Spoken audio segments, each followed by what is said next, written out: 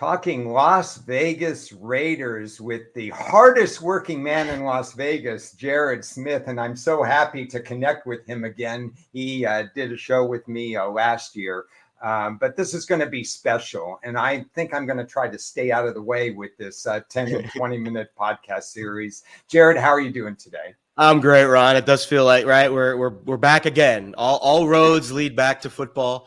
And this is great. Again, these exercises are so much, I gain so much value from them because we have that big gap between, the draft and the Super Bowl. And then we have 2-3 months until the season starts. And it's kind of like just refreshing your brain on some of these teams that you might forget about certain things that took place months ago. And these types of thought exercises, I think, are very useful as we get ready for the season. Yeah, I'm happy you said that because this is really helpful, to go back and forth with special guests such as yourself, but also to put in just some of the effort and verbalize some of our thoughts to say, well, do we really like this team or don't like this team? It's really part of the process. I don't want to play catch up in August and September. I want to handicap all the games and we have all the data points now. I don't know if you agree with this, but we really have everything. Not much is going to change between now and, let's say, training camps open. Yeah, I agree. And I did this. So once the schedule dropped a couple weeks ago, whenever the date was, and this is the first year I've done this, as early as I've done this, I created a spread matrix. So I basically listed all 32 teams and I put all the games on a spreadsheet. And I kind of tracked, all right, this team is favored in this many games. This team is, because, one of the sports books, DraftKings, put out odds for every single game, week 1 through week 18. And we discussed this too, certain situational spots, certain travel situations, revenge spots. You can kind of map it out. And I think it's very helpful because you're right. We do have all the data points. We know the schedule. We know what the odds are for the most part. And we know who the newcomers are for each team. So very useful. To kind of put your brain in the right headspace to attack the season. Absolutely. And some futures I know on my part, probably on your part as well, have been made at various times during the process, before the draft, after the draft, and exactly when that schedule came out. Mm-hmm. So a lot of moving parts, but they're not moving as much anymore. We've had the draft. So let me put up this slide here, put it up on the stage there. And again, we're going to recap the draft, some hits and misses, get Jared's perspective on how the roster looks like. We'll talk about the division and season win outlook and final thoughts. Raiders are kind of a work in progress in a way. And before the draft, they changed some running backs. The first thing they did is they made permanent Antonio Pierce the head coach. Yeah. And I think that's a real good step because they played hard for him. If you look at the last 5 weeks of the season, their stat sheet looked drastically different than it did the first 12 weeks when they started working with him. Now, we're going to talk about the draft and what they didn't do with quarterback, but let's talk quarterback before we get to the draft board. What are your feelings as far as what they have in the room with Minshew now and with O'Connell? Well, I didn't love Minshew's numbers. Of course, last year spent some time with the Colts, the Richardson injury. He got a lot of playing time, was the starter for most of the year. And he was bottom half of the league in efficiency on first and second downs, right? We use early downs as the more predictive metric to how a quarterback can really perform. Late downs, the defense kind of knows you're throwing. And it's a little harder to, key in on a guy and say, oh, well, he was really good on third down, so that means he's a good quarterback. Or the opposite. I look at the early downs and, he was a negative in completion percentage over expected and bottom half of the league in EPA per play. So I don't love that. I think experience matters. I think the fact that the rest of the quarterback room is pretty young, especially the guy that I think they want to ascend to that perch, Aiden O'Connell, who had some moments last year, but I think he was obviously a rookie that was drafted much further down on the board and not a guy that should be relied upon his rookie season to perform well. Maybe the experience of kind of being thrown into the fire last year and having a guy like Minshew and not Jimmy Garoppolo, as your tutor, maybe that's going to help O'Connell this year. I think if you pushed me hard, I think the Raiders want O'Connell to ascend to the position, but likely Minshew starts the year as the starter and gets the first crack, and we'll see how things go. But I'll be honest, I don't have very high expectations for him. Yeah, no, and that's fair. And when we now get to the draft itself, amazingly, by the time pick 13 came up, 6 quarterbacks were gone. So that was absolutely crazy. And then I've got the slide up here. They go Brock Bowers. And I know this is something that excited you a little bit. Brock Bowers was, if I remember you saying, 60 to 1 to go to Vegas. Walk me through your reasoning, picking up a little payday there. Yeah, that was one of the better bets I've ever made, and it wasn't fully my brainchild. Doug Kazarian. So we did the Bet US podcast 2 days before the draft. It was the Tuesday before the draft. It was me, it was Steve Fezzik, it was Will Hill, and it was Doug. And we're having a conversation about Brock Bowers. And I'm a Jets fan. I'm from New York. I'm a Jets fan. And that was a guy that a lot of, people who were plugged into the league thought would go to the Jets. I thought that pick made sense because I thought the Jets were kind of a shiny toy away from ascending to that perch with Aaron Rodgers. And I got some pushback, as I expect to do whenever I, come out with an opinion, especially with the panel that we had on that podcast. And Doug and I were kind of talking through it. And Doug was like, okay, well, what if all the quarterbacks are gone before the Raiders pick? Because it was obvious the Raiders wanted to take one of the quarterbacks. But the other teams know that too. The Broncos at 12 knew that if they didn't take Bo Nix, the Raiders probably would. So in my eyes, I agreed with Doug's assessment on that. And really the reason that I put a little bit, so I had money on Bowers to go to the Jets, but after that podcast, I added some for him to go to the Raiders because he said, well, what if the Jets decide that, that shiny toy isn't the one that they need, and there's one later on in the draft? Is that 60 to 1 price tag going to be floating out there? Because Mark Davis, if all the quarterbacks are gone, and if the Jets pass on Bowers, if those two things happen, Mark Davis is kind of a wild card, and he's going to do something that might shock people. And it was obvious to me, Tom Telesco, now after making that pick, is a best available guy. Because let's be honest, Brock Bowers is a top 10 talent, but he was available at 13. And Telesco said, all right, we need offensive line, we need corner, we need defense, but the best available player, top 10 player, sitting there for us at 13. And that's the move they decided to make. So assist to Doug. And it was one of those things that like the perfect storm needed to happen, Ron. We needed the quarterbacks to all be gone. We needed the Jets to pass on Bowers. Both of those things happened. And it was just kind of sitting out there for Mark Davis to throw a curveball into the mix. Certainly a curveball, but you mentioned Telesco, which is very interesting and very revealing because he's hit on a lot of first-round draft choices. Yeah. And so it makes sense that he had his eye on another star talent.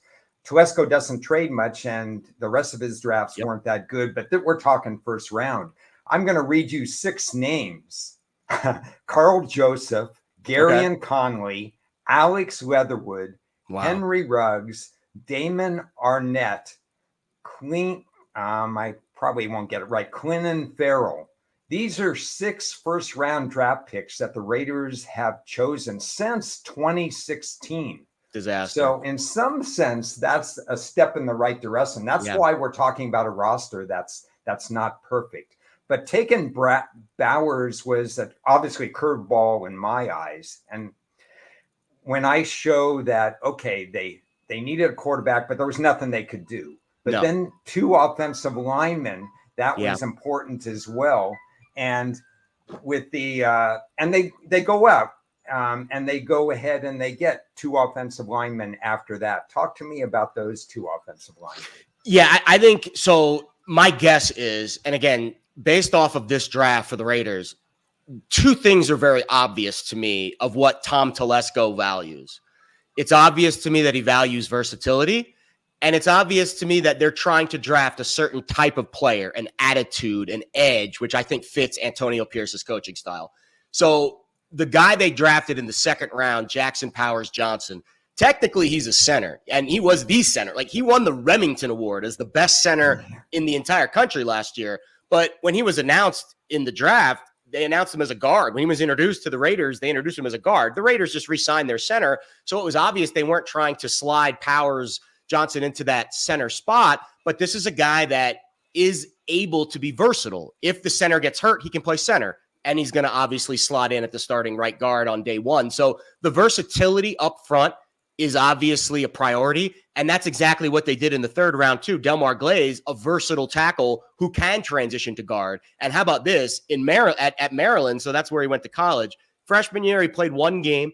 But then you see the development his sophomore year and how versatile he is. So sophomore year, 4 games, right tackle, 2 games at left tackle. Then his junior year, 12 games at right tackle, 1 game at left tackle. Then senior year, switched back to the left side, all 13 games at left tackle. So throughout the course of his 4 years at Maryland, this is a guy that started multiple at right, left tackle, even some at guard. So I think, again, the versatility up front was something that Tom Telesco obviously valued here. And maybe they didn't view those offensive linemen at the top of the draft as guys that had that versatility. Maybe those guys were, hey, you're a right tackle, you're a left tackle, and those are the only positions that you play. So if Telesco kind of devalued some of those top-tier offensive tackles or offensive linemen because they lacked versatility, it kind of makes sense why they went away from that in the first round, took Bowers, and then later on in the draft, when they felt like they could find some of their, I'll call them swing men up front, it made sense to take those guys where they did. Kind of reinforces the not forcing a quarterback spot, because these guys, both players, not as highly rated as those 8 or 9 first round graded offensive linemen. So 2024, probably not ready to protect for a rookie quarterback. So that's why you add Minshew.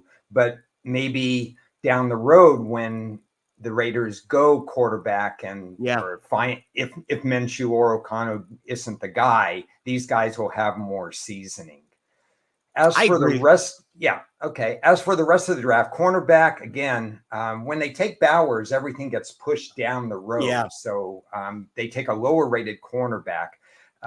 Talk to me about any of the other picks on the draft, especially the running back, who I have a sense, we didn't talk about this beforehand. I don't know what your feeling is, but I have a sense it's going to be hard to keep him off the field. Yeah. So I'll be honest. I actually kind of like the back of their draft, and it's for a couple of reasons. They made it very obvious to me that they have a type, right? We talk about this in dating all the time. Like, what's your type? When you're talking about defense, Antonio Pierce, there's a type here, and it's grittiness, it's toughness. So the corner they drafted in the 4th round, DeCamarion Richardson out of Mississippi State, blazing speed, right? He's got the physical tools that you want, needs development in coverage. But the reason why I think the Raiders like him is because he's not afraid to get his nose dirty. 164 tackles in 2 years for a corner is a lot of tackles. Now, I know it's the SEC, and, say what you want about that conference in terms of the defense, but I think that fits the brand of defense that Antonio Pierce is trying to build. So he might not be the best cover corner out there. Of course, he's not if he's drafted in the 4th round.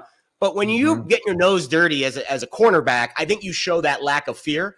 And I think that's what the Raiders value more than some of the other traits. And in the 5th round, they did the exact same thing. Tommy Eichenberg out of Ohio State. This is a 2nd round or a 2nd team All-American last year. I mean, he's a very talented player dealing with some injuries. That's probably why he slipped in the draft, but he's a thumper, right? He kind of reminds me of Antonio Pierce in his playing days at middle linebacker. He's not going to be a guy that's going to get out in coverage on the weak side or the strong side, the edge linebackers, as they kind of are hybrid these days. This is a middle linebacker that's going to go downhill and make tackles, and it's obvious that that's what the Raiders value. You mentioned the running back they took in the 6th round, Dylan Lobb, FCS All-American at New Hampshire, blazing speed. And with the new kick return rules, Ron, I think he's going to be a factor in that area. And this is a guy where, listen, I know he played against subpar competition, but he played a game against an FBS team last year, Central Michigan. He had 295 receiving yards in that game. So obviously not afraid to step up in competition and go up against, I'm not saying CMU is Alabama's defense, but obviously a step up in class when you go from the FCS level to the FBS level. And man, the safety they took in the 7th round, Trey Taylor, you got to give props to him. First ever defensive back drafted out of the Air Force Academy. He won the Jim Thorpe Award. I mean, this is a very talented player with an incredible pedigree, and he's also the cousin of Ed Reed. So you want to talk about DNA, being a safety, the instincts it takes to make plays and get your nose dirty. Coming from the Air Force Academy, being a safety, obviously toughness is not a question. I actually do like the draft that they had. The problem is they had so many needs. It just, you can't fill all of them, and they missed on the top need, which was quarterback, and they didn't get that star offensive lineman to be the anchor. So you could criticize the top of the draft, but I think they added some pretty decent players that maybe won't be day one starters, but at least can contribute to the roster this year. Yeah, so it kind of goes with the thinking that the end game thinking of it's not just about 2024, it's beyond. So I kind of like how you work through the draft and touted some of the different accomplishments that they had, because maybe these are keepers. Maybe this draft lasts a little bit longer than some of the recent drafts where they're all off the roster, whatever that Mike Mayock, John Gruden dynamic was, and even before him. These guys didn't stick on the roster. And Lobb was somebody I said, well, he fills that third down role right away. I wasn't even thinking kick return role, but obviously with the new kick return rules, if he has the knack for that, that's going to be special as well. So if we think this is a bridge year or whatever, we're still dealing with the reality is we have numbers coming out.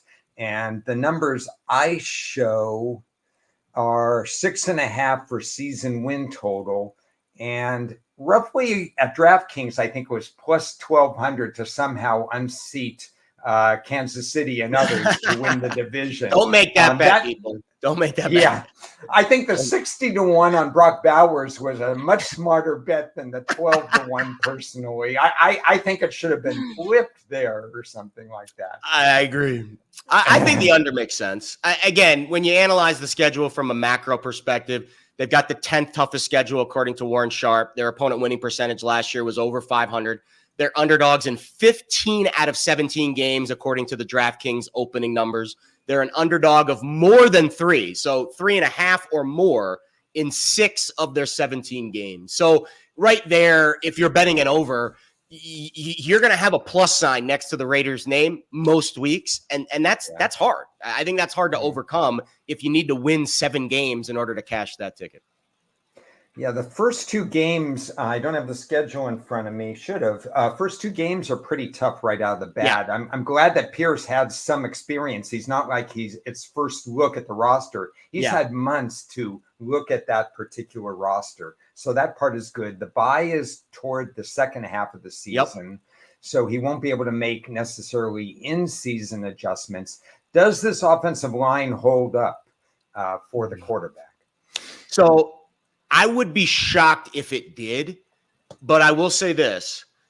If it doesn't and Minshew gets hurt or ineffectiveness, you at least get to see what you have with Aiden O'Connell. I do think you're going to have O'Connell get some significant time this year. Like on the depth chart right now, he's listed as the starter on ESPN. Now, who knows what's going to take place in camp. I don't think you bring a guy like Minshew in unless you don't want to give him the first crack at the starting role or at least be kind of like the tutor to Aiden O'Connell. But I wouldn't want to put O'Connell up in front of that defense or up in front of that offensive line for the first couple weeks of the year, because you mentioned it, at the Chargers, at the Ravens, weeks 1 and 2. I mean, those are pretty good defensive lines right there, especially Baltimore, maybe one of the best in the NFL. Now, maybe they take a step back this year. Mike McDonald, the defensive coordinator's moved on, but there's still a talent level at the top for Baltimore and for the Chargers with Harbaugh. They're going to be fired up for that game. Raiders, Chargers, week 1 in LA. That game's going to have some buzz to it. The Raiders, of course, if you're unfamiliar with the topography of the NFL, when the Raiders go to LA, that's a Raiders home game, and that's got some serious buzz to it. So I think those 2 games, you don't want to put Minshew, or you don't want to put O'Connell, your young rookie, to the Wolves. So I think Minshew does start the season, and I think it's going to be a struggle for that offensive line. Yeah, I mean, I can see that as well. You want to take a little bit of time in terms of before you throw them to the Wolves. My final thoughts on here, and I'm going to throw one more on here as well, but was Bowers worth altering the entire draft? Basically, maybe in the long run, he was worth it based on what you said and the way this roster is being constructed. So a great viewpoint there. What's the ceiling for quarterback performance in 2024? That's a big question.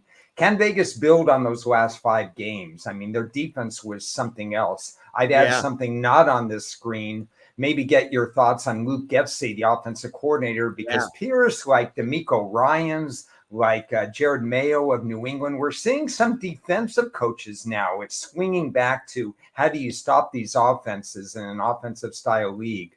But I'm curious your thoughts on the offensive coordinator and whether they're going to put some points on the year, and then whether or not you even feel this will be that bridge year. What are your thoughts as we move forward for 2024 with the Raiders?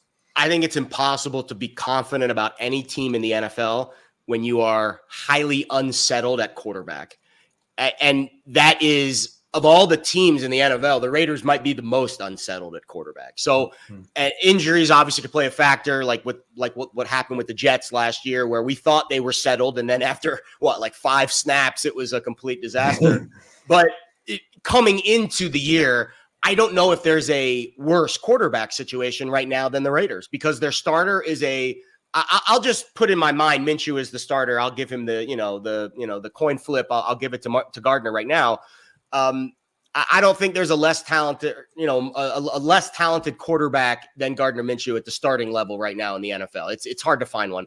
And then your backup is a guy that is a rookie, is a low round rookie, not even a guy that you would consider to be, a starter from day one. So, he does have experience, but it's hard to like their quarterback situation. And if you don't like the quarterback situation, it's hard to find positives for the rest of the team. But I do think their defensive line is legit.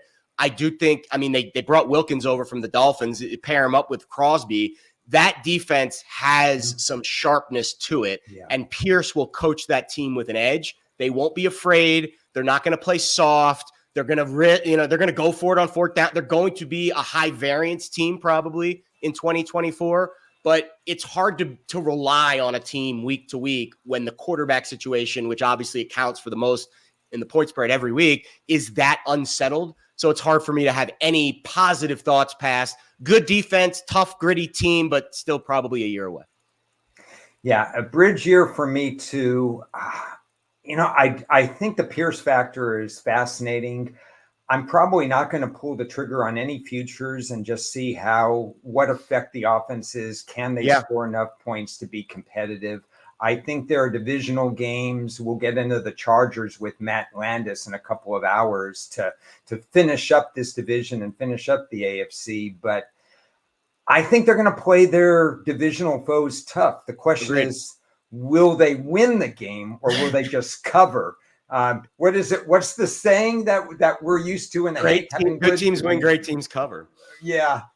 So they may be a cover machine. I don't know if they're going to be a win machine.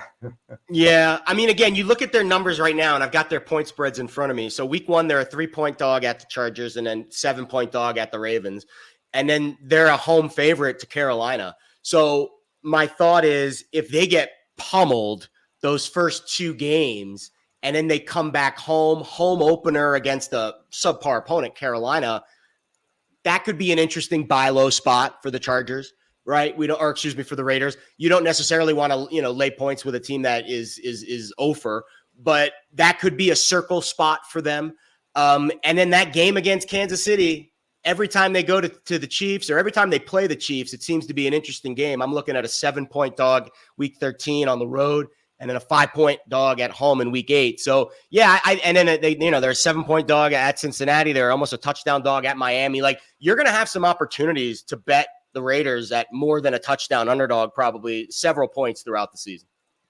Absolutely agree. And one final thought, because you mentioned this about the Charger game is not necessarily a home game for the Chargers. It is for the Raiders. How the Raiders defend their home turf is going to be interesting too. Yes.